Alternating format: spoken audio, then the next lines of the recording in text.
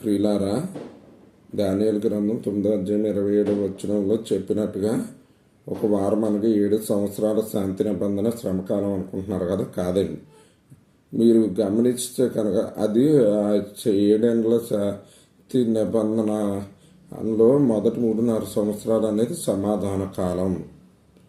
అది శ్రమకాలం కాదు, సమాధాన కాలం. ఆ టైంలోనే, ఆ సమాధాన కాలంలోనే సంఘం ఎత్తబడతాం, యూదుల మందిరం కట్టుకుంటాం జరుగుతుంది. ఆ సంఘం ఎత్తబడినప్పుడు దాన్ని బేస్ చేసుకునే వీడి బలి నైవేద్యాన్ని ఆపివేయడం జరుగుద్ది. అప్పుడు కొంత గలిబిలి ఏర్పడుతుంది. అప్పుడే భూమిని విడిచి సంఘంతో పాటు ఎత్తబడినటువంటి పరిశుద్ధాత్మ దేవుడు మళ్ళీ భూమి మీదకు పంపించబడతాడు. అప్పుడే ఏంటంటే 2 సాక్షులు అధికారం పొందుతారు. అదే శ్రమకాలానికి ప్రారంభం. వాళ్ళు ప్రవచించేది 3.5 సంవత్సరాలు ప్రవచిస్తారు.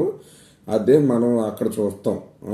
ఏంటంటే ఏదైతే బలి నైవేద్యాన్ని నిలిపివేసిన 1290 రోజులు అనగా 3.5 సంవత్సరాల 30 రోజులు అనగా ఈ 2 సాక్షులు ప్రవచించిన 1260 రోజులు కాకుండా మరొక 30 రోజులకి యాంటీక్రైస్ట్ అనేవాడు చనిపోతాడో లేక కోమాలో ఉంటాడో తెలవదు, కానీ వాడు చావు దెబ్బ తగులుద్ది వాడికి. వాడు తిరిగి బ్రతుకుతాడు. బ్రతికి వచ్చి నిషిద్ధమైంది పెడతాడు. అది మనం దానియేలు గ్రంథం 12:11 చూస్తాం.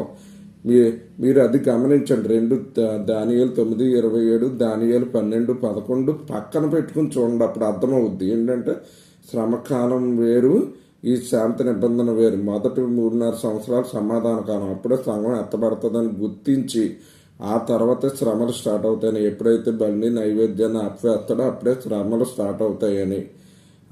ఆ తర్వాత 2 సాక్షులు మరణించిన తర్వాత 30 దినాలకి వీడు అధికారం పొంది 3.5 సంవత్సరాలు పరిపాలిస్తాడని, అవి మహాశ్రమలని గుర్తించి ఆ సమాధాన కాలంలో పౌలు చెప్పినట్టుగా అనేకులు డైవర్ట్ అవుతారని చెప్పినట్టుగా మీరు ఆ లిస్టులో ఉండకుండా ఎత్తబడాలని చెప్పి ప్రభువు నామమున మిమ్మల్ని అందరినీ కోరుతున్నాను.